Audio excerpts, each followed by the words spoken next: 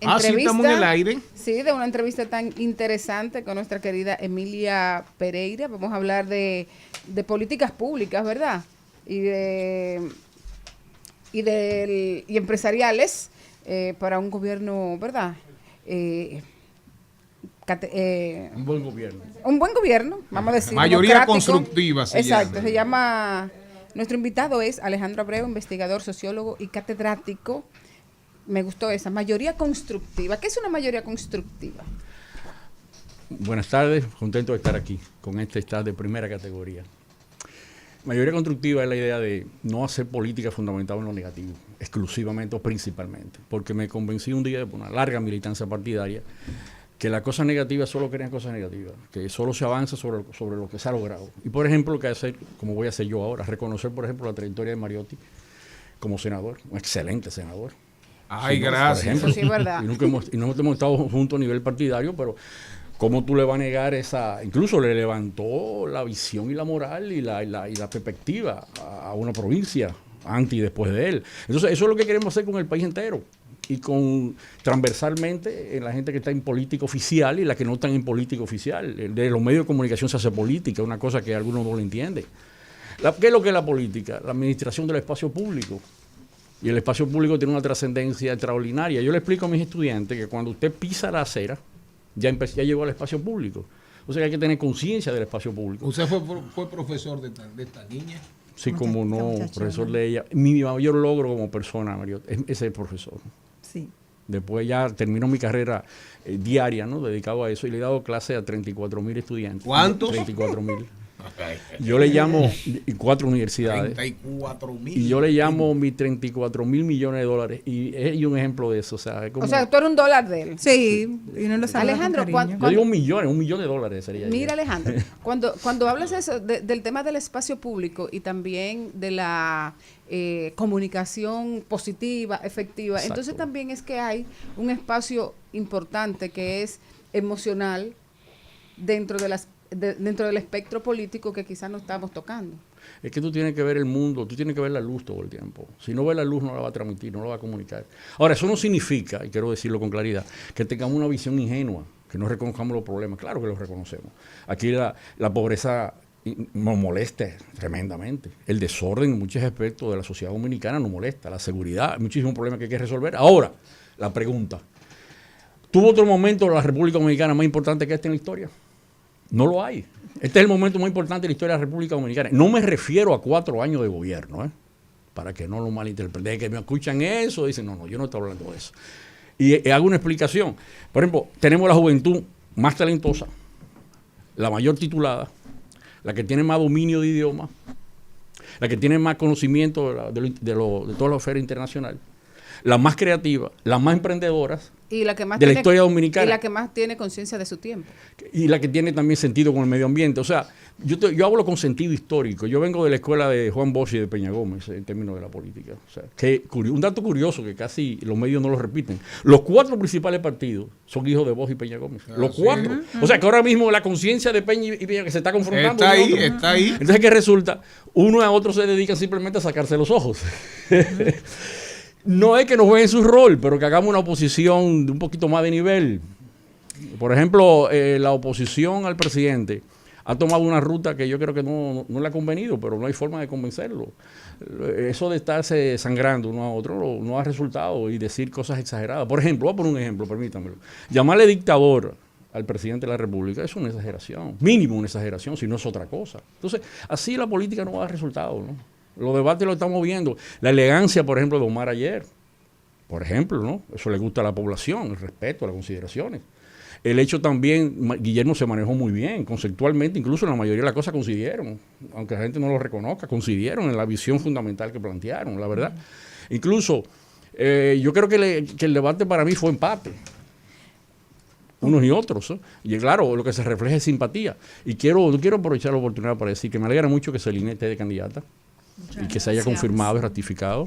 Ha hecho una carrera política no de mucho tiempo, pero intensa, además de una profesional y una trayectoria que merece ese reconocimiento y orgullo de nosotros los dominicanos. En el caso de las políticas públicas, volviendo al tema del día de hoy, que me preocupan sobre todo, seguimos siendo uno de los países con el más alto índice de niñas embarazadas en la adolescencia. ¿Dónde están las políticas públicas? Que son de las discusiones que nosotros tenemos que hablar.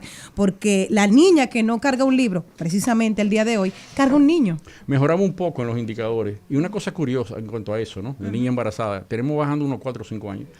Y vi que en Latinoamérica también está pasando en muchos países, que también ha bajado. Una cosa curiosa y relevante, y hay que celebrarla. Hay que restablecer la autoridad en la familia, ¿eh? En eso un poco... No todo puede ser lo último. Lo último es la actualidad, y la actualidad no te ayuda a comprender la realidad de manera conjunta. Tú tienes que combinar la actualidad con la conciencia de la historia. Si no conoce historia, no va a poder hacer reflexiones con profundidad. Entonces, la autoridad de la familia se ha perdido.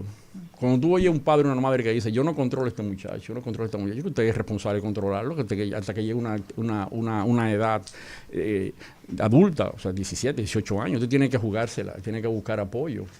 E incluso, y creo que la familia es clave y la escuela es clave. Y eso de ver al medio de comunicación como protagónico y creer que el medio de comunicación crea fenómenos sociales. No es al revés, los fenómenos sociales se expresan en los medios de comunicación. Por eso, yo tengo un artículo en proceso, que no lo terminé de publicar, que se llama Generación Alofoque, Generación Infotec. Wow. O sea, insistimos mucho en esta porque es más visible, pero no vemos la otra. El Infotec, es la más importante alianza pública-privada de la historia de la República Dominicana y no lo percibimos. Y la más exitosa en la educación de toda la historia. Y mueve anualmente 600,000 y a veces más personas que circulan por ahí, la mayoría de ellos son jóvenes. Entonces, ¿dónde están esos jóvenes? Están ahí en la realidad. Están como en el caso tuyo en mi aula. ¿De dónde yo saco esas conclusiones? Yo las saco de mi experiencia en el aula. Cuando yo veo a un estudiante talentoso, le digo, ¿de dónde tú eres? ¿Dónde vives? ¿Dónde estudiaste? Entonces, todos indicadores. ¿Y tú sabes dónde vienen mis estudiantes de la Universidad Autónoma de Santo Domingo? Vienen del mismo Capotillo, vienen de la zona periférica de la ciudad. Incluso yo utilicé durante mi clase, se fueron haciendo muy diálogo con la experiencia ya. Para no aburrirme, quería escucharlo más a ellos que a mí, porque ya teníamos que seguir escuchándome a mí. Y además, cuando el estudiante participa en la clase es mucho más dinámica. Una cosa dolorosísima, y permíteme dar este testimonio, creo que es útil. Un estudiante me dice ahora, el año pasado, cuando yo terminé mi ciclo, que un profesor de historia le dijo que él no venía al aula para preguntar. Yo me quedé de una sola pieza. No me interesó el nombre porque no juzgo a mis colegas, ¿no? Individualmente. Pero me pareció insólito. El método de clase es al revés. Cuando yo llegaba al aula y decía preguntas, y el que más pregunte tiene más nota. ¿Por qué? Porque preguntar es pensar. Memorizar podría ser simplemente repetir. Entonces vuelvo otra vez al modelo. La autoridad en la familia, la autoridad en la escuela y los medios de comunicación no exageremos. Y veamos otras cosas en la sociedad. Veamos otro proceso en movimiento. Veamos la realidad de manera más completa. Usted mencionó algo al principio de su participación, que es el asunto de la política positiva, sí, de tratar eso. ¿Cuáles son las ventajas que puede tener un candidato que hace este tipo de cosas? Nosotros regularmente estamos acostumbrados a ver a los candidatos hablar cosas negativas que le faltó al contrincante, pero no de las positivas que pueden ser sus propuestas, por ejemplo. Entonces, sí, en ese sentido, como candidato, o sea, yo como candidato, ¿cuáles son las ventajas que yo puedo tener al hacer una política positiva? Podríamos decirlo propositivo, para que se entienda un poco mejor, porque le tengo miedo también al positivismo, que a veces se ve como que no, todo bien. No. Okay. Yo digo que yo hablo con conciencia histórica. Conciencia histórica significa que hay que comparar también las dificultades que tenemos. Entonces, te voy a poner, tu pregunta me motiva a hacerlo. Mira, la candidatura, el programa histórico del presidente Leonel Fernández fue propositivo, ¿eh? Él llegó fundamentalmente con propuestas propositivas. Él se pone duro cuando está en la oposición. En la oposición es durísimo. Saca cosas, cuánto costaba un pollo. Pero su trayectoria política está fundamentada en eso. Ahora te tomo, por ejemplo, a Abel. Abel no fue confrontacional nunca en su carrera. Yo no lo registro así como candidato a diputado. No lo vi confrontacional. En la presidencia de la Cámara no lo vi confrontacional a ese nivel. Ahora se ha vuelto agresivo, está en la oposición. Muy bien. El presidente Luis nunca ha sido, de hecho, agresivo, aunque en la oposición lo fue también. También hizo su jugada. Si tú te das cuenta, más o menos todos toman más o menos el mismo modelo en la oposición. Entonces, ¿qué es lo que pasa? Vamos a reconocer las cosas, vamos a ir sobre otro plano, vamos a trabajar con cosas más con cosas más finas. Te voy a poner un ejemplo. Mayoría constructiva, que está formada por profesionales, por pequeños empresarios, algunos empresarios de la construcción, de la ingeniería, muy pocos, pero algunos sí, me acompañan, incluso también han sido universitarios, muchas mujeres, muchas familias. Si ves la proyección de nosotros en la red, te vas a dar cuenta de que hay muchas mujeres. Yo digo que como hay mujeres, las cosas no funcionan. Y una razón muy sencilla, eso no lo aprendí por las feministas, aunque también estuve con ellas, en CIPAF, con Magali Pineda, vengo de esa generación influenciada, sino además porque la líder de mi vida fue una mujer. Entonces, para mí es natural que las mujeres lideren. Ahora, volviendo aquí al punto, el discurso propositivo, por ejemplo, lo que le falta al gobierno por hacer, o a los gobiernos, lo que no ha hecho, al ritmo que va, yo no digo que no haya oposición que no lo haga bien, lo hacen bien, pero es que exageran. Cuando usted le llama dictador al presidente, usted está cayendo en una falacia y no va a poder tener buenos resultados electorales. Entonces, a veces cuando usted se ve impotente, el discurso se le hace más violento y eso lo que se hace es que se refleja en contra. Yo te dije que te iba a poner un punto, ¿no? En segundo nada más. Aquí hay una de las propuestas de mayoría. ¿Cuáles propuestas tenemos nosotros mayoría constructiva? Para la seguridad. Ya se le entregamos al ministro de Seguridad. Se llama Propuesta 360. Incorporamos la de José La Luz porque no entendemos válida. Reiteramos la de Jesús y la completamos más. Se le entregamos al ministro. A través de eso incluso conllevó que yo tuve una conversación con el presidente al respecto de ese asunto, que no hay por qué explicar aquí, porque Juan Bono enseñó que cuando uno habla con un presidente no explica lo que habló con él, le toca al presidente. Entonces, otra propuesta es crear un sistema, esto es muy importante, un sistema de mantenimiento preventivo. O sea, hacemos un puente, lo dejamos deteriorar y después vamos de emergencia. Hacemos una carretera, vamos de emergencia. Ahora ha avanzado, de cierta manera, no llegamos a ser un sistema lo que tenemos ahora, pero el ministro de Línea de Extinción ha hecho un esfuerzo. Tú lo notas más, como dedicado un poquito más al mantenimiento. Y además ha continuado lo que hizo el ex ministro de Obras Públicas, que hizo, como por ejemplo, la asistencia vial. A mí me han asistido otra vez en la calle. Incluso a Gonzalo yo lo veía como el que me contribuyó y me ayudó a la calle, no simplemente como el contrario al partido donde yo estoy. O sea, profesor, hay que dejar esa política. Magistral su posición. Lamentablemente se nos ha acotado el tiempo ya en este programa. ¿Cómo puede la audiencia continuar esta conversación con usted? Sí, en las redes, buscamos mayoría constructiva, estamos en todas las redes. Además, ahí mismo presentamos unos teléfonos que se pueden comunicar. Y ahora, concluyo diciendo, pensamos que el presidente le debemos dar una oportunidad para ver cómo gobierna sin crisis. Los últimos casi 4 años, ha tenido 3 años y medio con crisis y nosotros pensamos que creo que podría tener una buena gestión y completar lo que ha venido haciendo. Excelente. Ahora, lo hacemos siempre desde lo mejor.